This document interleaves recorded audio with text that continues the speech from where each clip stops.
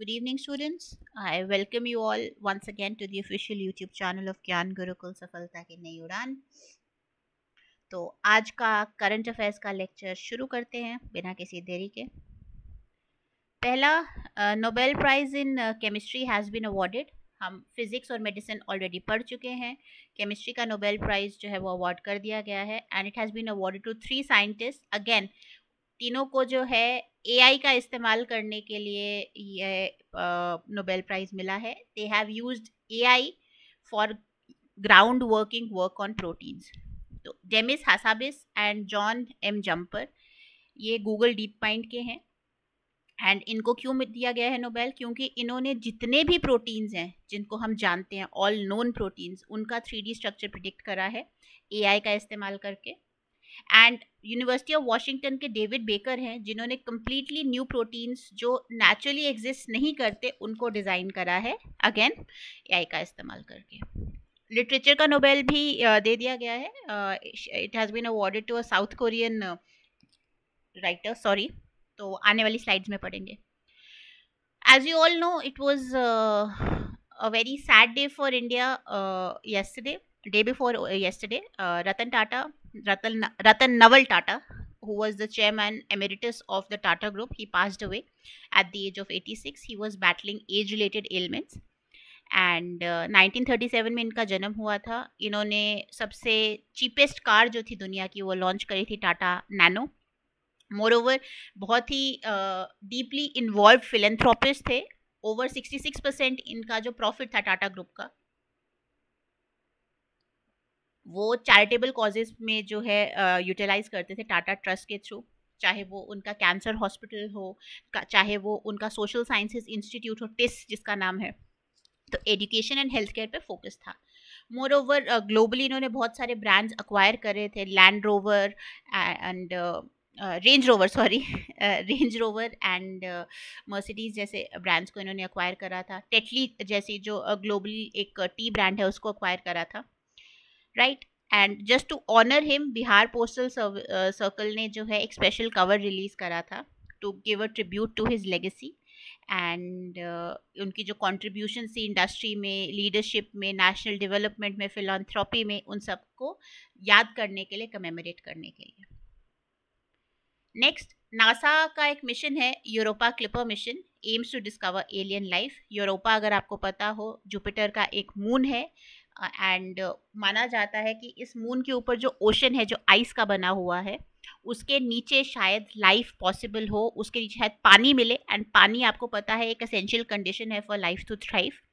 तो Europa Clipper mission जो है यही एलियन लाइफ को डिस्कवर करने की बात कर रहा है, नासा का मिशन है, राइट। तो यूरोपा के आइसी सरफेस के नीचे एक ओशन है, तो वहाँ पर क्या लाइफ एग्जिस्ट कर सकती है या नहीं वो जो है स्टडी करेगा। 9 इंस्ट्रूमेंट्स हैं इस क्लिपर स्पेसक्राफ्ट के ऊपर जो यूरोपा को थॉरली स्टडी करेंगे और ये इन टूल्स और इस इक्विपमेंट्स की मदद से, इंस्ट्रूमेंट्स की मदद से उसकी सरफेस को मेजर करेंगे। Chemicals, temperature, potential water plumes जो शायद उस ओशन से निकल सकते हैं उस सबको मेजर करेंगे। आईआईटी इंदौर ने एक अफोर्डेबल डिवाइस लॉन्च करा है अर्ली ब्रेस्ट कैंसर डिटेक्शन के लिए। ये जो डिवाइस है ये photo acoustic spectral response technology का इस्तेमाल करता है। फोटो लाइट और अकूस्टिक का मतलब होता है साउंड, तो दोनों का इस्तेमाल करके, light energy and sound energy का इस्तेमाल करके उसका स्पेक्ट्रल रिस्पॉन्स जो है रिकॉर्ड करके ये अर्ली स्टेजेस में ही बता सकता है कि ब्रेस्ट कैंसर है या नहीं है।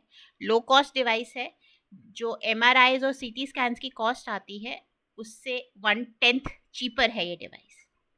तो आईआईटी इंदौर की बात की जाए 2009 में इस्टेब्लिश किया गया था, रिलेटिवली न्यूअर आईआईटी है एंड पहला ऐसा आईआईटी था जिसने ह्यूमैनिटीज़ और सोशल साइंसेज में बीटेक ऑफर करा था।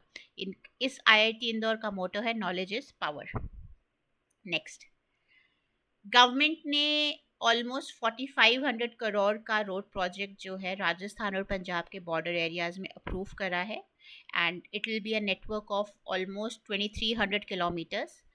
कनेक्टिविटी इम्प्रूव करेगा, साथ ही साथ लोगों की जो लाइवलीहुड्स हैं उसे इम्प्रूव करने की बात की जाती है, क्योंकि ट्रैवल करना, कम्यूट करना आसान हो जाएगा और साथ ही साथ एक्सेस टू सर्विसेज है, चाहे वो रोड सर्विस हो, चाहे वो वाटर की सर्विस हो, राइट, चाहे वो रेलवे इंफ्रास्ट्रक्चर हो, इन सब के साथ जो है कनेक्टिविटी और डिफेंस कॉरिडोर की कनेक्टिविटी जो है इम्प्रूव करने की जो बात आ रही है वो इस प्रोजेक्ट के थ्रू की जाएगी।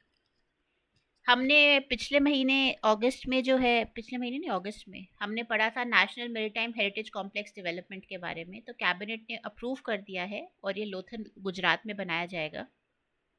इसकी पहली फेज जो 1A है that is already 60% complete and it is expected to be completed to 100% by you can say 2025।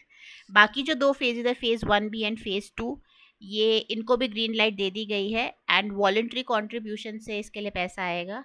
Phase 1B में एक लाइट हाउस म्यूजियम बनाया जाएगा जो कि डायरेक्टरेट जनरल जो है light house and light ships का, वहाँ से फंड आएगा।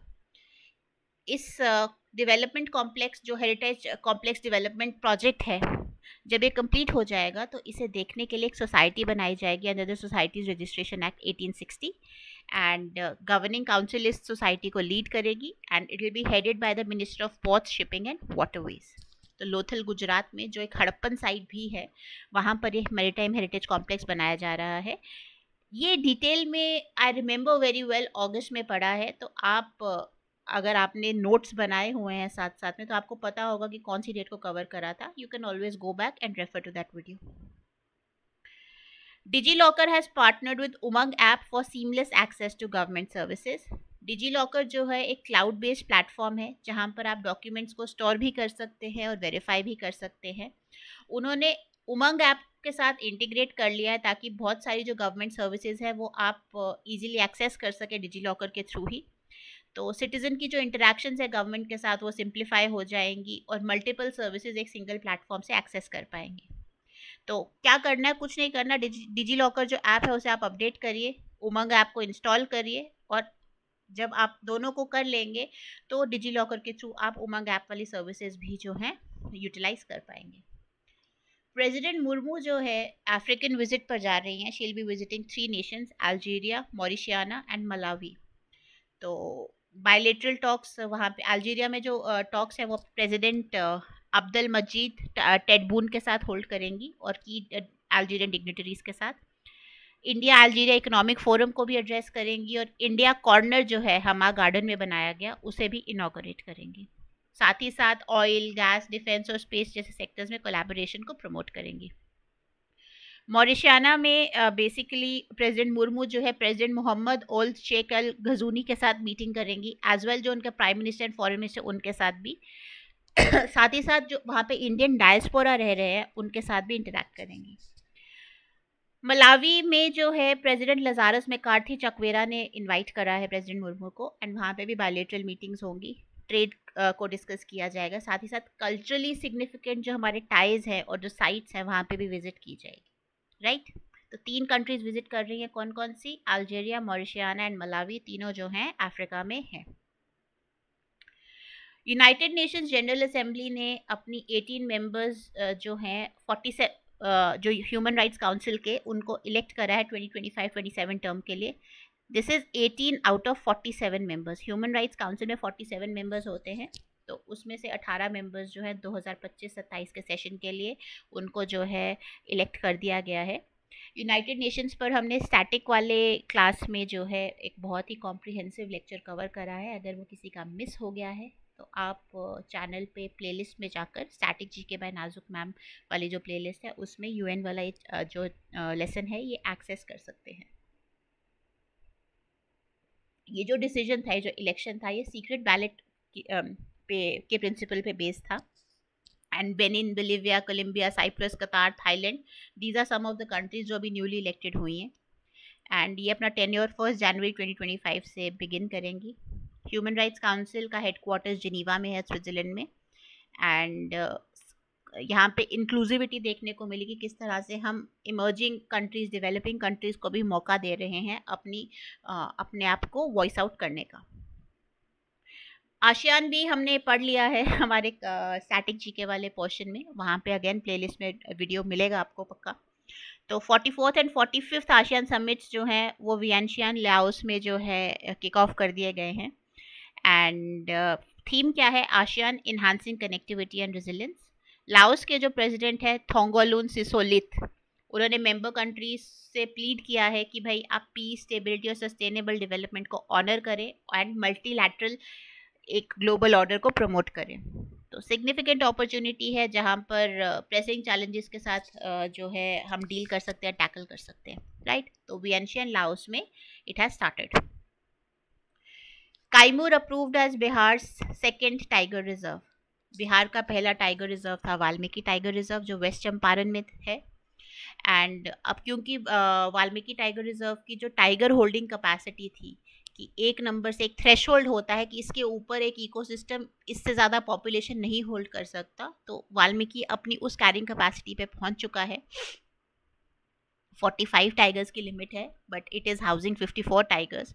तो NTCA जो नेशनल टाइगर कंजर्वेशन अथॉरिटी है, जिसको प्रिजाइड जो है प्राइम मिनिस्टर करते हैं, उन्होंने कैमूर को जो है, जो कैमूर वाइल्ड लाइफ सैंक्चुरी है, उसे इन प्रिंसिपल अप्रूवल ग्रांट कर दिया है कि भाई this will be a new tiger reserve in Bihar and become Bihar second tiger reserve.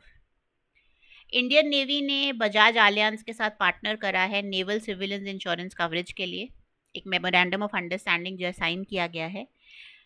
2024 जो है year of navy civilians designate किया गया है, और नेवी की जो कमिटमेंट है फाइनेंशियल सिक्योरिटी और सिविलियन वर्कफोर्स की इंक्लूसिविटी को प्रमोट करने के लिए, ये इनिशिएटिव उसको हाईलाइट करता है, particularly by offering affordable life insurance options to the civilians who are participating in the naval operations, including term insurance to safeguard their families in the event of untimely death.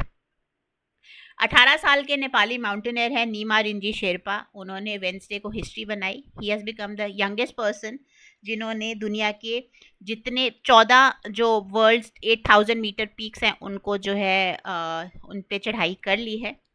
And Tibet, the 14th mountain which he climbed was Tibet's Shisha Pangma. शीशा पंगमा एक mountain है 8000 metres, almost 26,335 foot की mountain है। तो he has become the youngest mountain है जिन्होंने all 14 world's 8000 metre peaks को जो है उस पर क्लाइंब कर लिया है। Who certifies India's elimination of trachoma. Trachoma एक डिजीज़ है, तो हु ने सर्टिफाई कर दिया है कि इंडिया जो है इन्होंने trachoma as a public health problem को एलिमिनेट कर दिया है and it has joined the list of Nepal and Myanmar. India के एफर्ट्स जो 1963 में बिगिन हुए थे ट्रैकोमा के साथ बैटल करने के लिए, and surgery, antibiotics, facial cleanliness, environmental improvement सबको इनकॉर्पोरेट करके, इन सभी सब कॉम्पोनेंट्स को इनकॉर्पोरेट करके हमने जो है ट्रैकोमा को एलिमिनेट कर दिया है। IIT Delhi and international energy agency जो है उन्होंने एक मेमोरेंडम ऑफ अंडरस्टैंडिंग साइन करा है क्लीन एनर्जी ट्रांजिशन के लिए, सो दैट एमिशंस को रिड्यूस किया जा सके और क्लीन एनर्जी को प्रमोट किया जा सके। तो पॉलिसी एनालिसिस, इंफॉर्मेशन एक्सचेंज और की एरियाज फॉर कोऑपरेशन रिकग्नाइज करने की बात करता है ये MOU। Himachal Pradesh to adopt Karnataka skill development programmes. तो हिमाचल प्रदेश एक्सप्लोर कर रहा है कि कर्नाटका के जो स्किल डेवलपमेंट इनिशिएटिव्स हैं उनको किस तरह से जो है वो इनकॉर्पोरेट कर सकते हैं अपनी स्टेट में, क्योंकि बहुत ही इम्प्रेसिव एम्प्लॉयबिलिटी और इंटरनेशनल जॉब प्लेसमेंट्स के इनके फिगर्स रहे हैं कर्नाटका के जो स्किल डेवलपमेंट प्रोग्राम्स हैं उनके। एंड कर्नाटका जो है हिमाचल प्रदेश को हेल्प भी करेगी कि अपस्किलिंग प्रोग्राम्स को वो इम्प्लीमेंट कर सकें, right. Manoj Kumar Dubey appointed CMD of IRFC limited. Manoj Kumar Dubey जो हैं वो चेयरमैन और मैनेजिंग डायरेक्टर बन गए हैं 5 साल के लिए IRFC के लिए। And he is an alumnus of the Hindu college and Indian school of mines, and finance और रेलवेज में इनको एक्सटेंसिव एक्सपीरियंस है। प्रीवियसली ये डायरेक्टर फाइनेंस रह चुके हैं और चीफ फाइनेंशियल ऑफिसर रह चुके हैं कॉनकॉर के। कॉनकॉर एक स्टील ब्रांड है। PM Modi honoured with guard of honour in Laos visit. Prime minister Modi जो लाओस में 21st आसियान इंडियन समिट के लिए गए हैं और 19th ईस्ट एशिया समिट के लिए गए हैं। तो सिर्फ आसियान नहीं चलता है, आसियान के साथ साथ आसियान इंडिया और ईस्ट एशिया समिट भी चलता है। इसके बारे में हम पढ़ चुके हैं आसियान वाले लेक्चर में, तो जिनका वो मिस हो गया है प्लीज़ प्लीज़ प्लीज़, कल ही पढ़ाया है आसियान, तो आप जाकर वीडियो देख सकते हैं। तो लाओस के होम मिनिस्टर ने उनको वेलकम किया with a ceremonial guard of honour and visit. क्या इन्हांस करने की कोशिश करती है, जो हमारी बेसिकली बायलेटरल टाइज हैं उन्हें इन्हांस करने की कोशिश करती है। और इंडिया की एक्ट ईस्ट पॉलिसी की 10th एनिवर्सरी है, 2014 में एक्ट ईस्ट पॉलिसी आई थी जब मोदी जी ने प्राइम मिनिस्टरशिप अज्यूम करी थी, तो उसी के साथ उन्होंने फॉरेन पॉलिसी में चेंज लाया था, एक्ट ईस्ट पॉलिसी लेकर आए थे। तो उस कॉपरेशन को फर्दर करने में और स्ट्रेंथन करने की बात कर जाती है। नाबार्ड का एक सर्वे आया है जो बोलता है कि जो रूरल हाउस होल्ड्स हैं उनकी monthly income has increase by over 57% from being 8,059 rupees in 2016-17 to 12,698 rupees in 2021-2022। Monthly expenditure भी, सिर्फ इनकम इंक्रीज नहीं हुई है, एक्सपेंडिचर भी इंक्रीज हुआ है, एवरेज हाउस होल्ड सेविंग्स भी इम्प्रूव हुई है और पेंशन कवरेज भी इम्प्रूव हुई है। ये नाबार्ड का सर्वे है, फिगर्स आप पढ़ सकते हैं यहाँ पर, राइट। बॉब वुडवर्ड ने एक नई बुक लिखी है, वॉर। ये बॉब वुडवर्ड जो है एक इन्वेस्टिगेटिव जर्नलिस्ट रह चुके हैं एंड इन्होंने वाटरगेट स्कैंडल को अनकवर किया था। उन्होंने एक नई बुक निकाली है, वॉर। एंड ये बुक क्या एग्जामिन करती है, जो डोनाल्ड ट्रंप और जो बिडेन के बीच में जो पावर डायनामिक्स हैं compared to the Russian president Vladimir Putin, उसको एग्जामिन करती हैं। ये वुडवर्ड की चौथी बुक है ट्रंप के ऊपर since 2016, following fear, rage and peril. तो पहली 3 किताबें थी फियर, रेज एंड पेरिल, चौथी किताब है war. Rafael Nadal, who is a non tennis legend, उन्होंने अपनी रिटायरमेंट अनाउंस कर दी है प्रोफेशनल टेनिस से। 22 टाइम्स ग्रैंड स्लैम चैंपियन रह चुके हैं। उनका फाइनल टूर्नामेंट जो है वो डेविस कप रहेगा नवंबर में, जो कि मलागा में होने वाला है। And 92 ATP singles titles, including 36 Masters titles and an Olympic gold medal. He is one of the 3 men to achieve the career Golden Slam in singles.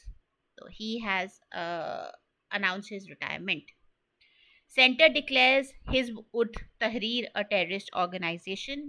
तो गवर्नमेंट ने हिज़्ब उत तहरीर एक टेररिस्ट ऑर्गेनाइजेशन जो है उसको करार कर दिया है under the unlawful activities prevention act UAPA। तो HUT जो है हिज़्ब उत तहरीर, उनका एम क्या है कि इस्लामिक कैलिफेट को ग्लोबली हमने इस्टेब्लिश करना है, including in India.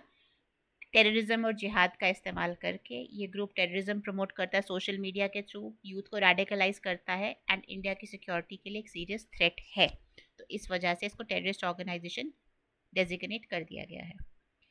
Anil Kumar Gupta appointed as AAI's member planning. Anil Kumar Gupta वो जो आपका एयरपोर्ट अथॉरिटी बोर्ड है ऑफ इंडिया, जो बोर्ड है उसके प्लानिंग का मेंबर बना दिया गया है। तो एयरपोर्ट इंफ्रास्ट्रक्चर डेवलपमेंट और मॉडर्नाइजेशन को देखेंगे। 35 साल का एक्सपीरियंस है इनको, पहले भी कोलकाता और जयपुर एयरपोर्ट जैसे प्रोजेक्ट से मैनेज कर चुके हैं। South Korean author Han Kang wins 2024 नोबेल प्राइज इन लिटरेचर for intense poetic prose that addresses historical traumas and highlights the fragility of human life. Han mentioned plans for a quiet celebration with her son, and the prize includes an award of 11 million Swedish kroner, $1 million US, and a medal to be presented on December 10th.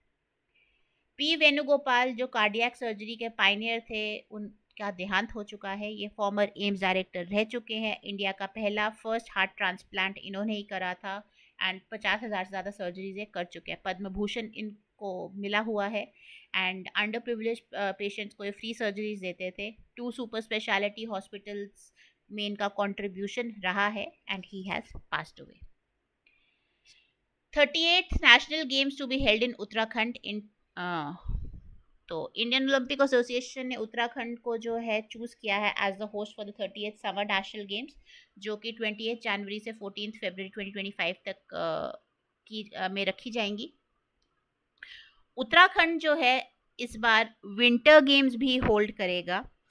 अगर आपको पता हो, आज तक जितनी भी winter games हुई हैं वो सिर्फ जम्मू और कश्मीर और लद्दाख में हुई है। पहली बार ऐसा होगा कि किसी स्टेट को विंटर गेम्स होल्ड करने का जो है मौका दिया जा रहा है, which is other than Jammu and Kashmir and Ladakh. ठीक है। एंड जो 37 नेशनल गेम्स थी वो गोवा में हुई थी। ठीक है। और वहाँ से जो है अब नेक्स्ट जो है वो उत्तराखंड में होगी। तो नेशनल गेम्स की अगर बात की जाए तो एक मल्टी स्पोर्ट इवेंट है जो कि इंडियन ओलंपिक एसोसिएशन ऑर्गेनाइज करवाता है। ओरिजिनली इसको ऑल इंडिया ओलंपिक गेम्स बोला जाता था। पहली एडिशन 1924 में होल्ड की गई थी लाहौर में, जो कि अब पाकिस्तान में है।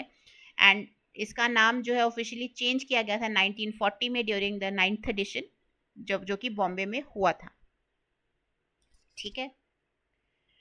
PM Modi has inaugurated the Indian institute of skills in Mumbai.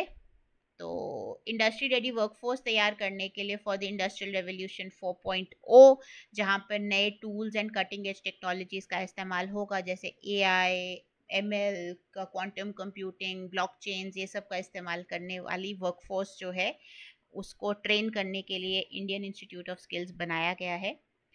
It has been established in collaboration between the Ministry of Skill Development Entrepreneurship, Tata IIS, institute of skills and section 8 company under Tata trust. ये जो Tata IIS है एक section 8 company है Tata trust के under. In addition PM Modi inaugurate the Vidya Samiksha Kendra इन महाराष्ट्र। तो IIS कहाँ पर है? मुंबई में है। So that is all for today. I will see you all tomorrow. Till then take care. अपनी तैयारी ज़ोरों शोरों से करते रहिए। फास्ट ट्रैक होने वाली है रिक्रूटमेंट। बैचेस हमारे चल रहे हैं। दिए गए एड्रेस पर आप विजिट कर सकते हैं, दिए गए नंबर पे आप कॉल कर सकते हैं। किसी भी डाउट के नीचे कमेंट सेक्शन में भी लिख सकते हैं। Other than that, do not forget to like, share and subscribe. Do share the video with your near and dear ones, and happy learning. Take care. I'll see you all tomorrow. Bye.